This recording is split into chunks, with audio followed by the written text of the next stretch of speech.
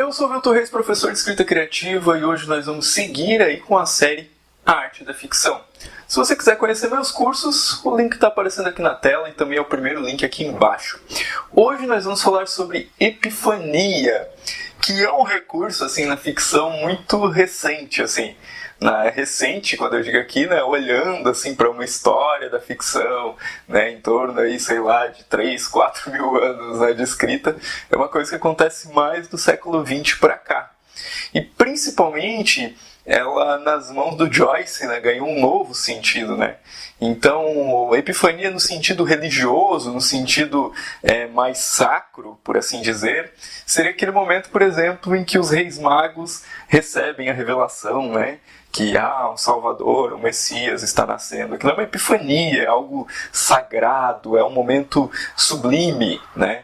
E na ficção, a partir do século XX, e talvez o grande culpado disso seja o James Joyce, a gente tem então situações em que o personagem olha às vezes para um objeto ou vive uma situação e ele tem uma epifania, né? Ele tem uma grande revelação sobre o sentido das coisas. E isso pode ser usado até de uma maneira cômica, né?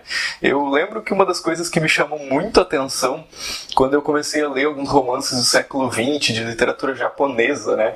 Então escritores como o Yuki Mishima, o Yasunari Kawabata, tudo começou quando eu comecei a ler um cara bem mais recente que é o Haruki Murakami, né? Mas a partir dele eu fui ler outros escritores japoneses e eu percebi que eles tinham muito disso, assim, que o personagem às vezes estava vivendo uma coisa, um momento, uma situação que ele estava meio perdido, meio confuso, a situação era meio tempestuosa e aí de repente ele olhava para um objeto ou ele vivia uma situação e aquilo vinha carregado de algo simbólico, de algo que provocava uma epifania nele.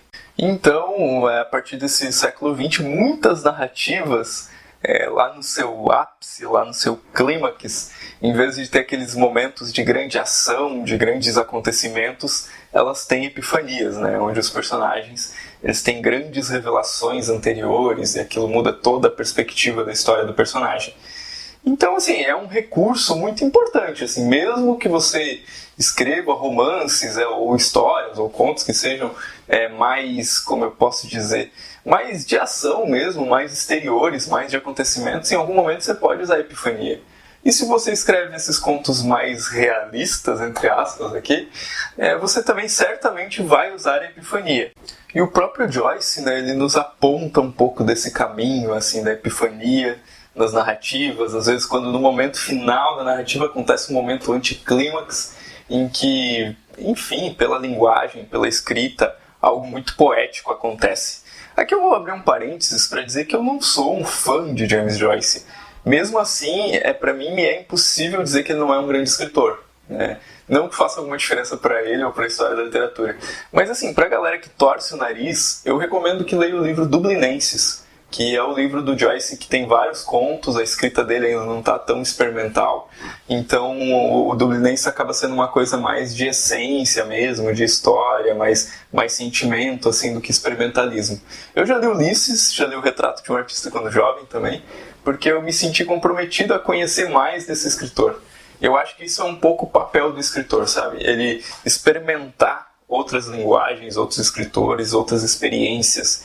E depois, se não gostar, tudo bem, entendeu? Alguém vai dizer, mas eu estou perdendo tempo que eu poderia estar lendo aquele autor que eu gosto muito.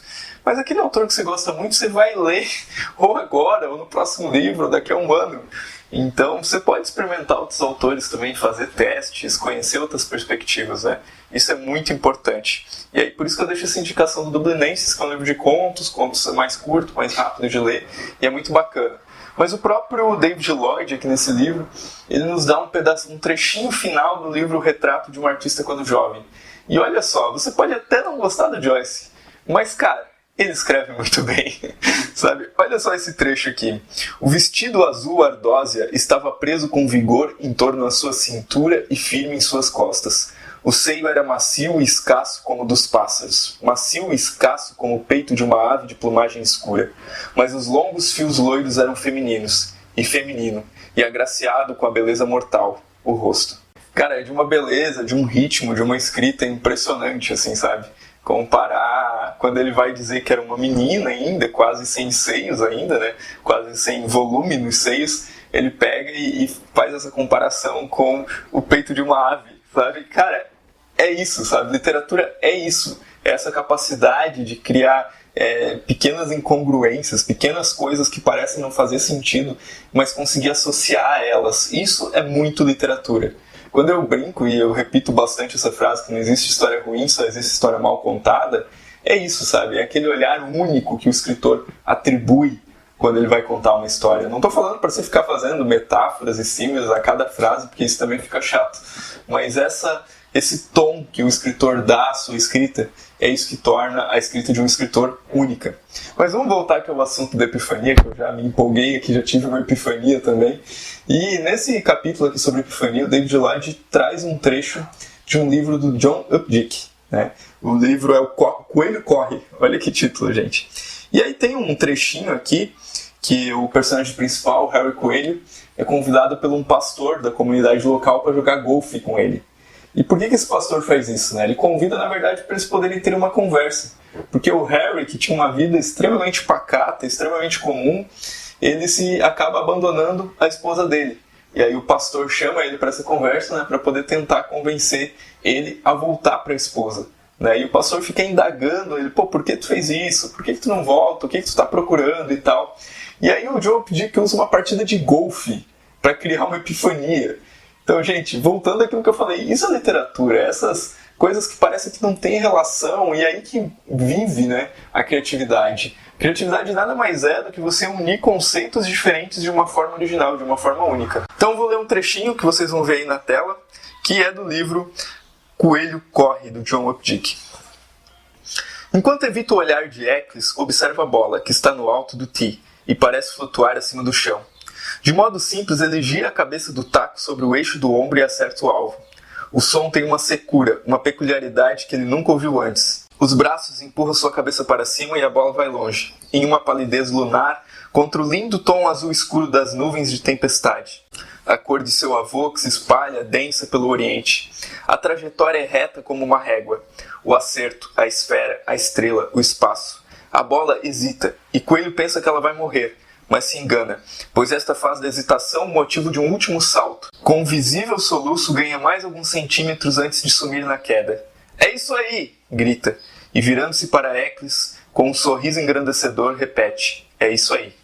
Então esse trecho ele simboliza, né, aquele momento em que o Coelho, que é o personagem principal, Harry Coelho, ele vira para o pastor e diz: "É isso aí." Né? Por que ele diz "é isso aí"? Né? Ele está respondendo a pergunta do pastor, né, de por que ele não quer mais voltar à esposa dele e tal. E ele tem uma espécie de uma epifania, e aí tudo se encaixa quando ele vira para o pastor e fala novamente: "É isso aí", dando eco a uma descoberta pessoal, né? Ele não precisa ter uma resposta para o pastor de por que ele quer se separar, ele simplesmente quer.